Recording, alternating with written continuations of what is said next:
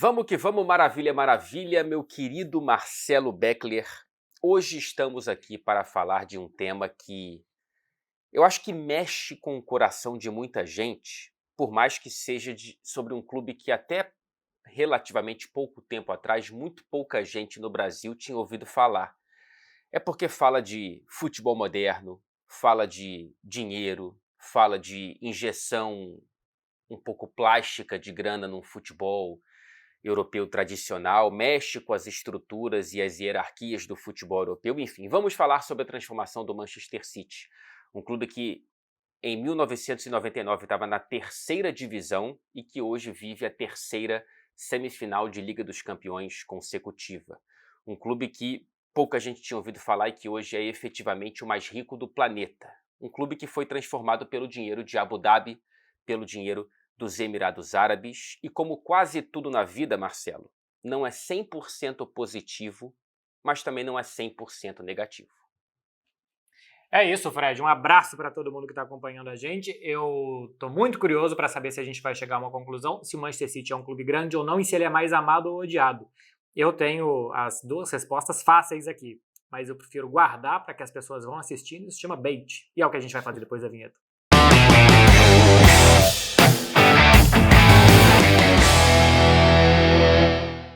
Comecemos pelo começo, portanto. Desde agosto de 2008, 15 anos atrás quase, o Manchester City tem como dono o Abu Dhabi United Group, que depois foi renomado como o que vocês conhecem, o City Football Group.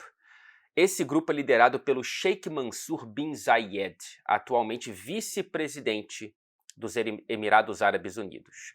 Desde então, desde a chegada da grana no Manchester City, o segundo clube a receber uma injeção bastante razoável de dinheiro na Premier League depois do Chelsea, né? Desde então, com exceção da primeira temporada sob a nova direção, o Manchester City terminou toda edição de Premier League, pelo menos na quinta colocação, da quinta colocação para cima. Quando questionado sobre uma superioridade do Manchester City, mesmo depois da grana, tem uma frase que ficou muito famosa do Sir Alex Ferguson, que ele fala: "Não enquanto eu estiver vivo." Hoje, o Manchester City vive a 10ª temporada consecutiva, terminando a Premier League à frente do Manchester United, não curiosamente 10 anos sem Alex Ferguson, 10 anos desde a aposentadoria do maior treinador da história do Manchester United. Sob o comando de Abu Dhabi, Marcelo, o Manchester City construiu um novo CT e está reformando o estádio que ganhou o patrocínio da Etihad, e tem o nome Etihad Stadium, desde 2011. A companhia aérea é estatal e, portanto, está sob o comando de pessoas que também estão no comando do City Football Group. Esse é um dos pontos complicados e controversos dessa história, mas é mais ou menos essa a linha do tempo por aqui. Vamos mostrar também, então, a linha do tempo de dinheiro. A gente pegou aí um gráfico da Statista. Desde 2008 a 2009, exatamente a primeira temporada que o Manchester City está sob o comando do Grupo Abu Dhabi, até a temporada passada. Nas duas últimas temporadas, o Manchester City lidera o ranking do clube que mais ganhou dinheiro no mundo. E aí, se a gente vai vendo, o azul claro é dinheiro de estádio, o azul escuro é dinheiro de televisão, e o cinza é de acordo comercial. Patrocínio e tal, esse dinheiro aí da empresa aérea da Etihad, Airlines, né? O sobrenome dela é Etihad Airways. Airways. Porque às vezes é Airlines, às vezes é Fly e tal, elas vão diferendo. Mesma coisa. Em 2008 e 2009, o Manchester City tinha 21 milhões de euros de patrocinadores. Na temporada atual são 373. É o que mais sobe no que o Manchester City mais podia fazer subir. Porque sobe bastante o de estádio, né, que vai de 24 milhões para 64 milhões, mais do que dobra. Mas tem inflação, você joga competições melhores, você cobra mais do seu estádio, tal. Todos os clubes do mundo fizeram isso. Grana de TV, o Manchester City entra no bolo de todo mundo. A Premier League começou a vender melhor, então todo mundo começou a ganhar mais dinheiro. Ir mais longe na Champions faz com que ele ganhe mais dinheiro também da UEFA nas transmissões de televisão. E todo o resto que é de patrocinadores, como que explora a marca, entra também aqui o dinheiro que ganha da UEFA, que não é de televisão, de premiação e tal. Tudo isso subiu de 21 para 373. Subiu 15 vezes, subiu quase 20 vezes. E esse dinheiro é muito polêmico. Como entra esse dinheiro no Manchester City, daqui a pouco a gente vai falar sobre isso, é muito polêmico se esses patrocínios são reais ou não, mas isso fez, e se você olhar o gráfico, Fred, todo ano sobe. Todo ano o Manchester City ganhou mais dinheiro que o outro. Só 2019 e 2020 não, é evidente, teve pandemia, fechou o estádio, e aí diminuiu muito a receita de todo mundo. E até a receita de TV caiu também, porque a Champions pagou menos esse ano. Se a gente for olhar contratações, para quem não gosta do Manchester City, é a coisa mais fácil do mundo de usar esse argumento e essa carta. Também, gastando tanto dinheiro, até eu, qualquer um e tal. Olha aí, de 2008 até 2023, isso é do Transfer Market, os clubes que mais gastaram dinheiro. É esse vermelhinho primeiro aí. O Chelsea gastou 2,38 bilhões, o Manchester City 2,31, o Chelsea deu uma incrementada boa na última temporada, né? Mas depois vem Barcelona, Juventus, Manchester United, PSG. Essa turma, Fred, com muito dinheiro, não ganhou tudo isso que o Manchester City vem ganhando. Então não é só o dinheiro que explica o sucesso do Manchester City. Ele ajuda. Sem esse dinheiro, o Manchester City não ganhava. Mas a partir do momento que ele teve esse dinheiro, nos últimos anos, não ganhou a Champions ainda, mas ganhou mais do que a Juventus, ganhou mais do que o Manchester United, ganhou mais do que o Barcelona, e parece numa curva de subida maior do que a desses clubes também.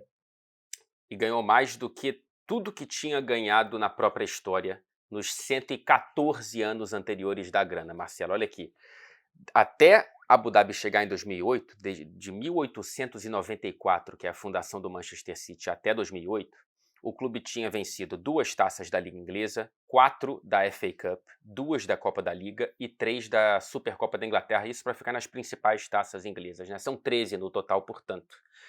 De lá para cá, em 15 anos, são 6 taças da Premier League, 2 da FA Cup, 6 da Copa da Liga e 3 da Supercopa, são 17.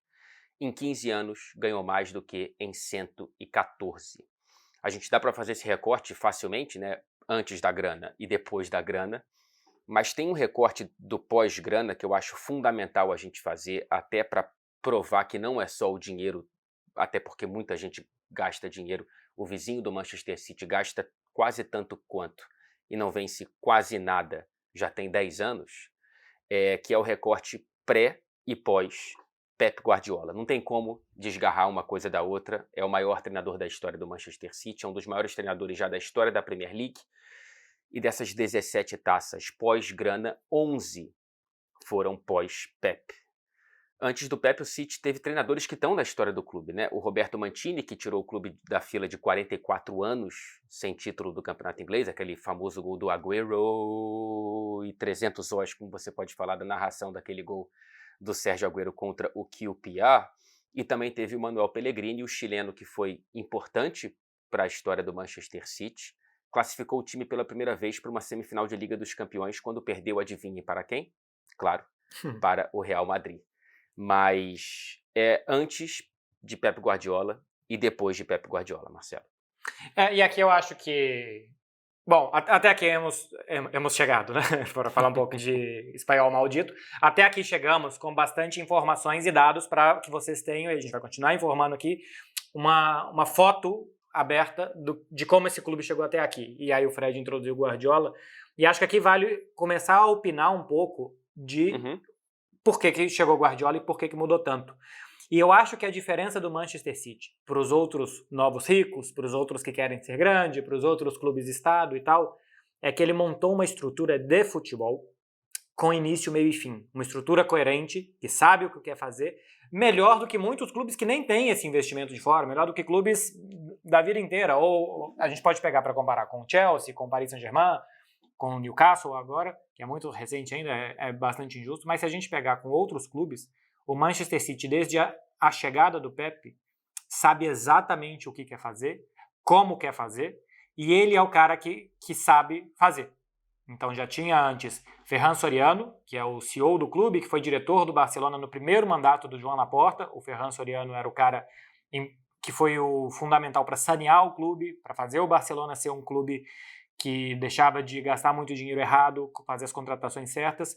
e o Tich Bergstein, que foi jogador do Barcelona lá com o Johan Cruyff, que foi diretor também, e que é o secretário técnico, é quem mapeia jogadores, quem decide jogadores, as posições mais importantes, e tudo isso com um treinador completamente alinhado a eles, amigo deles, que tem total confiança das duas partes e que sabe fazer. A grande diferença para mim, Fred, do Manchester City para os outros é que o Manchester City sabe o que quer fazer. Se o Manchester City, essa temporada ele joga de vermelho e preto, que também é um pouco de falta de complexo, né? Ele joga com as cores do Manchester United. Ele joga de azul, de amarelo ou de vermelho. E dá para saber de olho fechado o que ele está jogando. Porque ele sabe exatamente o que ele quer fazer dentro de campo. E quando você passa 7 anos sabendo o que você quer fazer dentro de campo, ou você é muito ruim e não consegue executar, ou você é muito bom e vai ganhar muito. Então, saber fazer, ter dinheiro para contratar com pinça, os jogadores que eles querem para fazer essas coisas, façam com que esse clube ganhe tanto no maior campeonato mais difícil de todos, que é a Premier. Porque a Champions tem azar e sorte. Nada é mais difícil que a Premier. Tem que fazer 98 pontos para ganhar do Liverpool. Tem que fazer mais de 90 para ganhar do Arsenal nessa temporada. Eles fazem. Porque eles sabem como e sabem por que estão fazendo. E eu lembro muito bem de como várias dúvidas foram levantadas aqui na Inglaterra mesmo, né? De será que o Pep Guardiola vai conseguir ganhar a Premier League? Nossa, a Premier League, um dia chuvoso em Stoke, é tudo muito difícil e o Guardiola talvez não seja bom o suficiente para isso. É claro que ele dobrou tudo isso, né? O Manchester City é o maior campeão em termos de pontuação da história da Premier League, com os Centurions, né? O primeiro título foi com 100 pontos conquistados, uma coisa absurda que aquele Manchester City conseguiu na segunda temporada do Pep. Ele pode emendar agora um tricampeonato, algo que só havia acontecido 2 vezes na era Premier League, ambas com o Manchester United de Sir Alex Ferguson. É claro que esse meu discurso ele pode estar condicionado, ele pode ser ou apoiado ou um pouco contradito pelo que acontece no fim de semana que a gente não está vendo, né? A gente está gravando esse programa na sexta-feira, no domingo tem City e Everton, Arsenal e Brighton, pode mudar um pouco a questão da tabela da Premier League, mas a princípio o City está muito próximo de conseguir esse tricampeonato. E você fala de 7 anos, eu acho esse um número incrível, Marcelo, porque quando eu chego aqui meses depois da chegada do Guardiola, a sensação de todo mundo era: bom, ele ficou 4 anos no Barça, 3 no Bayern, aqui 3 ou 4, se ele se sentir confortável.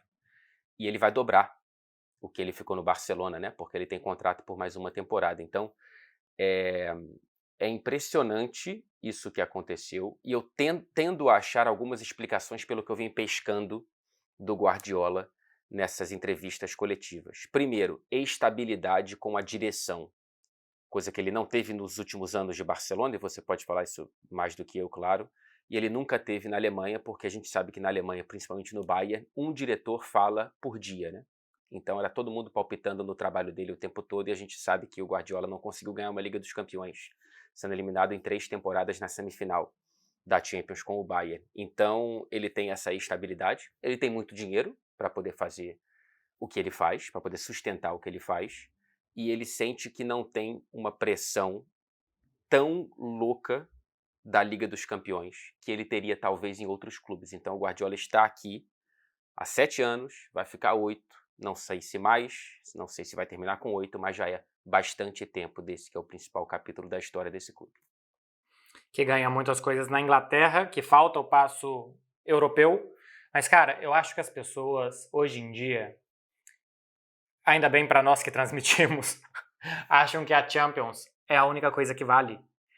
O senhor Real Madrid ganhou nos anos 60 e foi ganhar de novo no final dos anos 90. Até 92 o Barcelona não tinha ganhado. O Bayern de Munique ganhou em 2001, eu acho, ganhou aquela final do Valência e voltou a ganhar em 2013 e voltou a ganhar em 2020. É muito difícil, custa ganhar Champions. É porque como o Real Madrid ganha todo ano agora, parece que é muito fácil chegar e ganhar. Parece que é muito simples chegar e ganhar. É muito difícil. Eu acho que tem mais méritos. Eu prefiro ganhar Champions, tá? Eu não tô querendo desfazer títulos de um ou de outro. Eu acho que é o melhor título do mundo para ganhar. Mas é mais difícil ganhar um título de agosto a maio com o Liverpool do Klopp como seu rival. É muito mais difícil, porque você não pode falhar. O Arsenal talvez não consiga ganhar o campeonato inglês porque ele falhou 15 dias. O Arsenal teve 15 dias ruins na temporada, porque depois disso ele passou por cima do Chelsea, ele passou por cima do Newcastle, e eu não sei como é que vai terminar a temporada. Mas ele teve... Nem foi 15, foram 10. foram 3 ou 4 jogos ali no meio de semana, então, teve 10 dias ruins, foi suficiente para ele perder o campeonato, para talvez ele perder o campeonato inglês. Então, a forma tão constante de jogar, tão conhecedora do que quer fazer e que vai mudando pelo país que ele passe, fazendo com que todo mundo mais ou menos jogue dessa forma, faz com que o Pep Guardiola domine todos os países que ele passa. Todos os países, ele dominou a Espanha, ele dominou a Alemanha e ele dominou a Inglaterra. Em todos ele dá a impressão que tinha que ter ganhado mais Champions. Aqui ele tinha que ter ganhado pelo menos mais uma, na Alemanha ele tinha que ter ganhado pelo menos uma, e no Manchester City também já está demorando para ganhar a primeira, porque essa competição que o Barcelona do Messi de 90 gols no ano, o último ano do Guardiola, o Messi perde um pênalti contra um Chelsea sem técnico, jogando com um a menos, sem zagueiro. E que sai de um 0-2 para um 2-2 no campeonato, porque futebol tem dessas coisas, e para ele sempre tem caído coroa, nunca cai cara nessa competição. Na competição que a regularidade manda, não tem nada mais regular do que esse clube hoje, o Manchester City, e do que o Guardiola como técnico. Você falava da adaptação ao futebol inglês, eu não esqueço uma entrevista dele, acho que depois de 1 ou 2 temporadas na Inglaterra, que ele falou: eu começava os jogos, todo mundo gritando, a bola perto da área, zagueiro tirando, bola pra cima e tal, e eu falava, meu Deus do céu, a gente não vai aguentar. E depois ele ia assistir o jogo e ele falava, caramba, não aconteceu nada. Não tinha nada acontecendo, era só ruído externo, sabe? E que a primeira temporada dele, ele custou a perceber que era só ruído, que não estava nada acontecendo, que eles podiam baixar a bola e começar a jogar futebol. Enfim, acho que é por isso que esse clube domina tanto nos últimos anos, a última meia década, ou um pouco mais do que isso, quase a última década já, o torneio mais difícil de vencer. E vamos ver como que vai ser amanhã, né? Se você está vendo esse vídeo no dia que sai, na terça-feira, na quarta teremos a resposta se o Manchester City vai para mais uma final de Liga dos Campeões com o Pep Guardiola ou se vai cair mais uma vez um passo anterior à decisão. Para transformar tudo isso, né, para transformar a cidade de Manchester, o clube Manchester City, o futebol inglês e até, de certa forma, a hierarquia do futebol europeu, o Manchester City, claro, precisou de muita e muita e muita grana. E, de acordo com algumas acusações, 2 capítulos principais que reúnem muitas acusações, o Manchester City também foi por vias ilegais. E a gente tem esses 2 capítulos para explicar para vocês. O primeiro foi a acusação da UEFA, 3 anos atrás, em 2020, que depois daqueles vazamentos para o jornal Der Spiegel, na Alemanha, a UEFA se baseou em vários daqueles documentos e e-mails vazados para formalizar uma acusação contra o Manchester City de diversas infrações ao fair play financeiro da instituição. A UEFA condenou o Manchester City, que foi obrigado a pagar 30 milhões de euros de multa e foi suspenso por 2 anos de competições europeias. Tudo isso durou 5 meses. E no meio de 2020, o CAS, a Corte Arbitral do Esporte, que é o órgão para o qual os clubes ou as instituições punidas vão com um recurso, né, para tentar apelar contra a decisão, o CAS decidiu cair toda a sentença da UEFA, derrubar toda essa sentença, principalmente, não somente, mas principalmente porque a maior parte das acusações tinha prescrito, ou seja, acontecido há mais tempo do que a validade legal dos argumentos. O clube ele foi julgado culpado apenas por não colaborar com as investigações e, portanto, a multa de 30 foi reduzida para 10 milhões de euros. Esse foi o primeiro capítulo. O segundo, que é o mais recente e deve estar fresco na sua memória, é a acusação da Premier League. Mais de 100 infrações no período entre 2009, portanto a primeira temporada de Abu Dhabi, até 2018, são 9 anos julgados pela Premier League, e mais de 100 infrações de acordo com a instituição. Basicamente, o principal se assemelha às acusações da UEFA, Marcelo e amigos.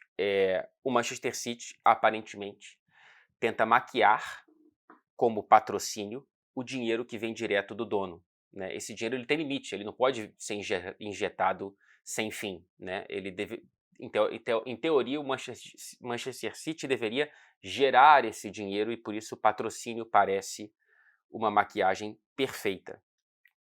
Então, assim, hoje, como a gente já disse aqui, o Manchester City lidera pelo 2º ano a lista de clubes mais ricos do planeta, inclusive comercialmente falando, mais do que marcas estabelecidas como Real Madrid e Barcelona, o que é no mínimo estranho ou tem alguém muito genial dentro do Manchester City para conseguir tanto dinheiro com patrocínio. Mas são acusações, tá? A Premier League ainda não julgou. E daqui a pouco eu falo sobre isso, Marcelo. Pois é, a gente vai trazer essas mais de 100 infrações. Eu tenho aqui um documento de 316 páginas. Vamos lá, acusação 1. Não, claro que não. Mas tem algumas que me chamam a atenção de empresas fantasmas, né? Tem uma empresa que, se eu não estou enganado, chama WAGE, W-A-G-E, não sei como pronuncia, que parece que não tem um funcionário, que não tem nenhuma atividade, que o Kevin De Bruyne fez uma propaganda de um cartão bancário que tiveram 140 inscritos e que nunca mais aconteceu nada. Que essa empresa é uma quantidade pequena, era um patrocínio de 800 mil euros ou libras por ano só. Não é isso que faz o Manchester City ser rico, comprar jogadores e ganhar títulos, não é esse o doping financeiro, mas que haveria algumas empresas dessas. É uma das irregularidades que a Premier League analisa, né, do Manchester City. Tinha uma outra também de criptomoedas, que teria mais ou menos a mesma coisa, que é uma empresa que estava organizada, que tinha sua sede em Leicester, alguma coisa assim, em outro país, e que também, quando vão olhar os livros lá, essa empresa não existe. Enfim, tem esses patrocínios que podem ser patrocínios fantasmas. Além do que é isso. Se você pega o que o clube gera de atração, de público, de gente de fora com interesse no Manchester City, e que o patrocínio valha tantas dezenas de milhões de euros, fala, não, isso aqui está errado, não vale tanto, os seus concorrentes não ganham tanto, isso é uma maquiagem. É isso que estão olhando, se é isso mesmo ou não, se esse contrato existe ou não, se esse dinheiro sai lá da companhia aérea ou não, né? Se ele sai direto da casa do Sheik, sai direto da família real. Então tudo isso está sendo investigado, e vamos ver quando que isso vai vir à tona, Fred, quando que isso vai ser julgado, se vai ser um julgamento justo ou não, né? Porque eu também já vi reclamações disso, de que poderia não ser um julgamento que o Manchester City considera justo, pela corte onde seria julgado. Tem uma série de coisas políticas envolvidas nisso também, né? Assim, vai ser julgado por uma comissão independente. Essa comissão ainda não está formada, a gente não sabe quantos ou quem vai participar dessa comissão, e sequer sabemos data e muito menos previsão de veredito, né? De decisão de julgamento, né? Tem gente que fala que isso pode ser decidido ainda nesse ano, tem muita gente que fala que isso pode levar um plural de anos. Então, ainda está muito no começo. O que a gente tem de fato são as mais de 100 acusações e uma confiança absoluta do Manchester City de que vai não só limpar essas acusações, como vai provar para o mundo, de acordo com o Manchester City, que lá atrás foi absolvido pelo cais, não porque tinha prescrito, e sim porque o Manchester City tinha como provar que é inocente. Não sei quanto tempo isso vai demorar, mas as possíveis punições vão desde perda de pontos até a expulsão do Manchester City da Premier League. Claro, esse seria o passo mais rigoroso a depender do veredito. Agora, antes da gente dar o nosso próximo passo aqui, Marcelo, tem um ponto que eu pensei e não coloquei no roteiro, peço desculpas, que é o seguinte: não sobre essa suposta via ilegal que o Manchester City supostamente percorre, mas sobre o dinheiro injetado, né, por um Estado, enfim, por um grupo externo. A princípio, eu sempre pensei que isso é errado. Eu sempre pensei, cara, isso mexe com o que é justo e o que é injusto no futebol, enfim. Depois de um tempo, eu comecei a pensar por um outro lado. Cara, talvez, infelizmente por meios que às vezes passam por estados e ditaduras com os quais a gente evidentemente discorda, seja o único meio de quebrar a corrente dos grupos, dos clubes já estabelecidos, né? Como que algum dia o Alavés vai bater o Real Madrid? Né? Como que algum dia o Newcastle poderia... Newcastle é um exemplo um pouco ruim porque já foi grande, mas o City, né, poderia fazer o que faz. Na Alemanha tem a regra do 50+1, e eu acho que isso explica em parte porque o Bayern de Munique é tão dominante assim, porque é o único que tem a pujança natural do próprio clube para nadar de braçadas, enquanto o resto não tem muito para onde correr. Então não sei o que você pensa sobre isso, mas eu já fui muito contra e hoje eu fico no meio do caminho tentando ouvir o outro lado um pouco também. Então, se a gente for muito longe, os Estados Unidos não são santos. Não é uma galera conhecida por não ser imperialista, dominadora, e que de alguma forma tem um domínio sobre tudo. E a Premier League está cheia de donos norte-americanos. A partir do momento que você abre a porta a ter donos, você abre a porta a isso. Você abre a porta para SAFs, basicamente. Você abre a porta para... se o investidor é dos Emirados Árabes, da Arábia Saudita, do Catar, do Irã ou dos Estados Unidos, se você for lá no Catar, no Irã, na Índia, eles vão falar barbaridades dos Estados Unidos. E a sociedade ocidental tem as suas restrições quanto à forma de tratar, por exemplo, seres humanos, de algumas culturas como essas também. Eu sou completamente a favor que clubes possam subir, que possam ascender, que possam jogar e disputar e que não fique sempre os mesmos, como é a Espanha, por exemplo, que são inclusive 2 clubes de sócios, Barcelona e Real Madrid, não são clubes de investidores. Mas eu ainda tenho restrições a chegar, colocar quanto dinheiro quiser e não tem nenhum problema. Como, por exemplo, está fazendo o Bowley no Chelsea. Chega, coloca 600 milhões, caramba, porque aqui o Barcelona, por exemplo, está lutando tanto para enxugar o dinheiro e está fechando a televisão do clube para pagar salário de jogador e tal. E como é que alguém pode chegar a investir 600 milhões? Como que pode o Messi sair do Barcelona querendo ficar? Porque o Barça tem que se adequar a um fair play financeiro e ele pode ir para o Paris Saint-Germain, que tem 800 milhões de dívidas em 3 anos. Então, as regras eu acho que tinham que ser melhores, sabe? De onde que vem o dinheiro? Alguém pode ser absolutamente contra o imperialismo ocidental, norte-americano e tal, e odiar os Glazers. Inclusive o torcedor do Manchester United. Então, pela coisa filosófica de onde vem o dinheiro, eu tenho menos problemas. Porque cada um vai ter a sua filosofia de que dinheiro que é melhor, que dinheiro que é pior. Eu tenho mais problemas de não ter regras de fair play para todo mundo. E que qualquer um possa ter 800 milhões de prejuízo e continuar contratando, ou que possa chegar e colocar 600 milhões em contratações em um ano só e não acontece nada. Eu tenho mais restrições a isso, sabe? Agora, que chegue um novo, que jogue o futebol que o Manchester City está jogando, eu adoro. Adoro parar e ver. É melhor parar e ver o Manchester City do que um clube limpinho, que não tem um dono, que é de sócios e tal, e que joga mal o futebol. Então... de onde veio o dinheiro, eu não tenho tanto problema. Que as regras sejam muito diferentes de um país para o outro e que nem todos possam jogar o mesmo jogo, me incomoda mais. Nisso estamos absolutamente de acordo. E depois dessa onda filosófica na qual o canal e o vídeo entraram, vamos para outra, que chama-se Out of Context. Nessa você vai acabar comigo, né? Porque você vai ter 1 milhão de histórias fora de contexto do Manchester City. E eu fui no Google buscar uma. Eu não tenho tantas histórias assim boas fora de contexto. A sua é muito boa. Eu peguei para trazer a última escalação do Manchester City pré-riqueza. A última... Sabe quando você vai visitar aquele bairro que você morava? Quando você... Por exemplo, eu venho de uma família de classe média de Contagem, que é a cidade do lado de Belo Horizonte, eu morava no Eldorado. Eu voltei um dia lá para ver e tal, falava, gente, como era pequenininho o prédio. É mais ou menos olhar a escalação do Manchester City. Última rodada, Premier League. Aliás, já chama atenção, a última rodada foi disputada 11 de maio, só isso já chama muita atenção, os campeonatos hoje vão até o início de junho. Manchester City contra o Borough, Middlesbrough, que eu tenho muita dificuldade de falar a minha vida inteira. Olha aí, tá na tela. Isaacson era um goleiro sueco, o Joy Hart estava no banco de reservas. Era um lateral chinês, Sun. O Dani, um irlandês que foi expulso. Ball e Garrido, que eu acho que era um lateral esquerdo espanhol. Gelson Fernandes e Corluca, que se eu não me engano era australiano. Vassel e Petrov. Esse Petrov era bom. Acho que era um búlgaro e tal. Acho que era bom jogador. Isso, búlgaro.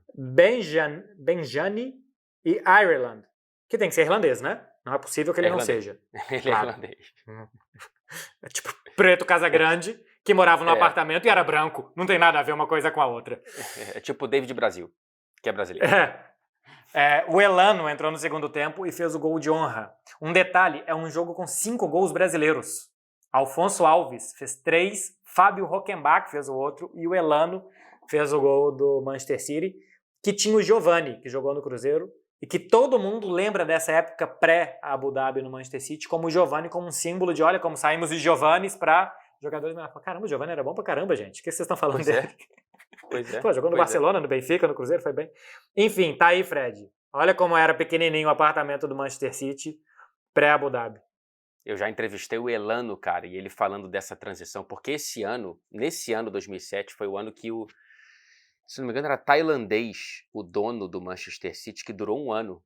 Era um cara que comprou o clube, não entregou nada que prometeu e vendeu às pressas, aí sim pro grupo Abu Dhabi. E aí o Elano pegou essa fase confusa de transição e, enfim, toda essa mudança. E nós fizemos um time em 2007 com o Sven, que foram 15 jogadores contratados numa semana, e esses 15 jogadores deram muito certo. Nós acabamos o campeonato da Premier League em 7º, nós ganhamos grandes jogos, nós perdemos também, mas nós conseguimos jogar a Copa UEFA. Então, assim, mentalmente, para os brasileiros, às vezes pode ser pequeno, mas aí não é, né? E eles valorizam demais isso. Eu me lembro, assim, que me chama muita atenção, que eu gosto, que foi isso, respondendo a tua pergunta, eu não tenho dúvida que o City se tornou o que é o City de hoje, porque eles viram que tinha grande potencial para crescer naquele momento.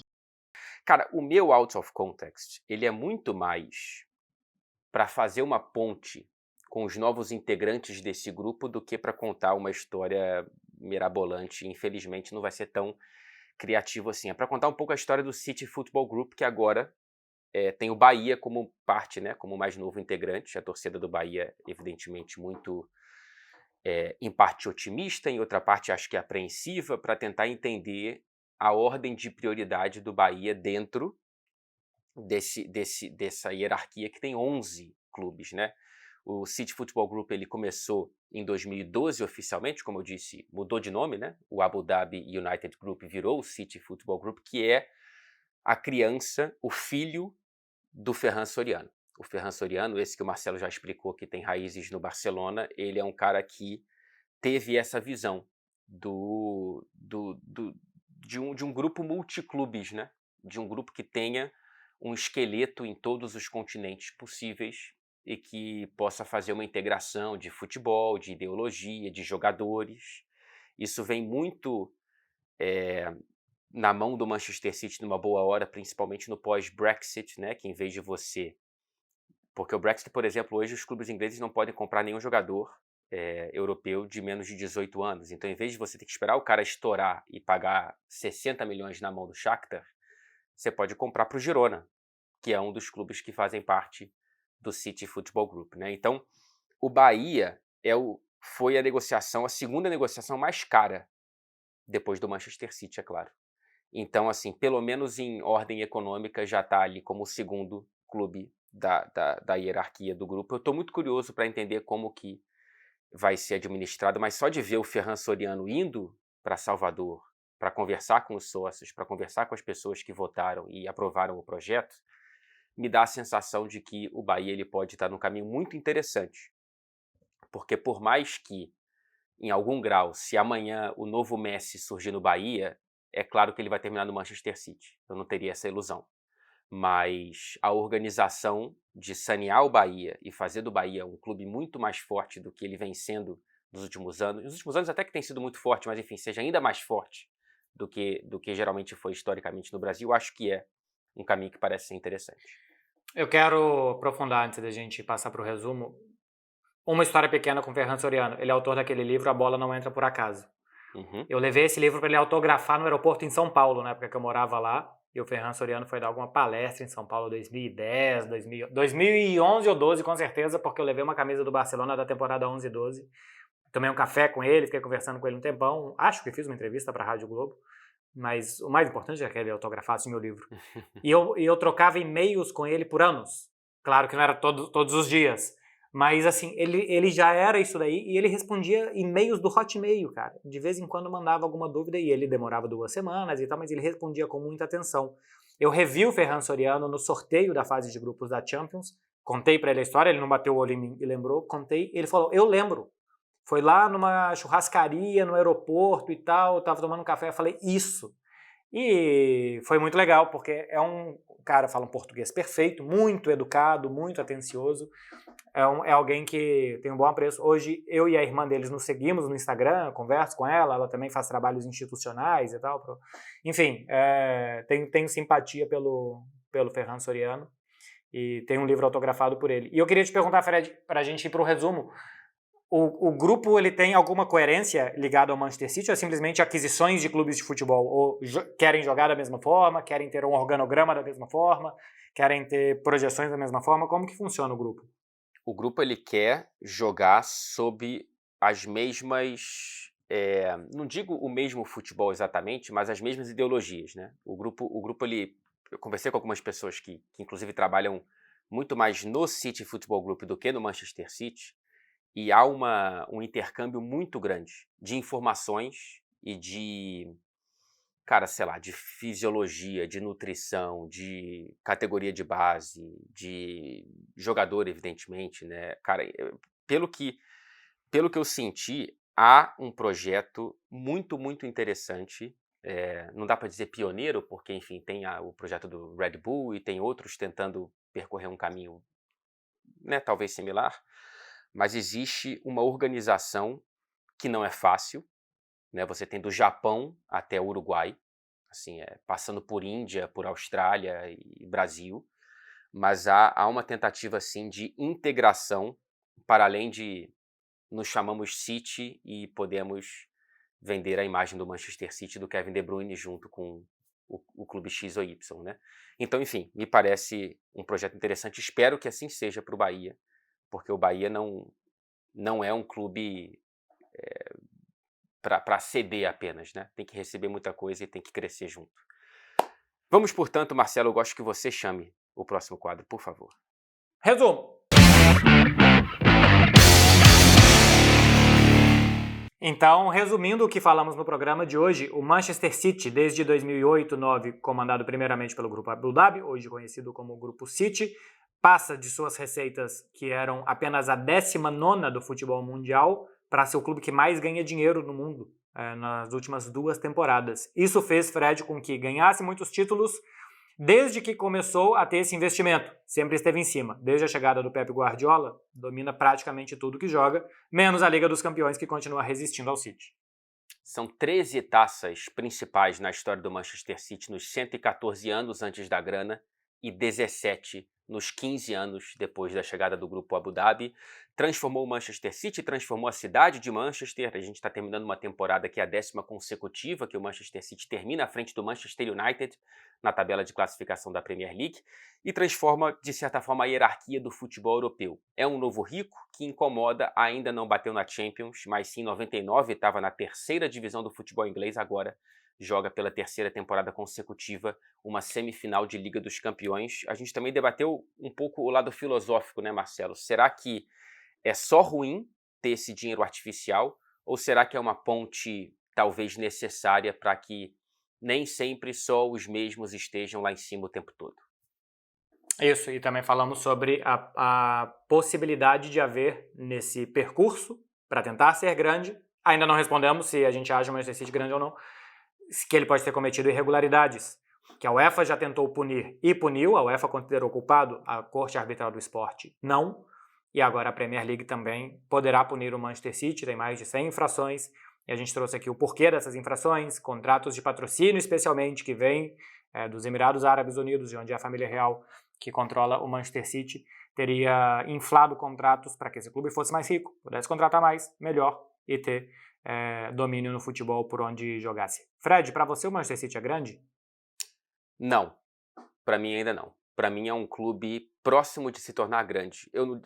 Eu falo que não é porque, não só olhando para a Liga dos Campeões, mas também para a Premier League, né? Agora a gente tem o Manchester City com 8 taças. Tem menos do que o Everton na história da competição do campeonato inglês. É claro que é um dos grandes clubes do século, mas olhando historicamente, eu ainda não acho que é grande.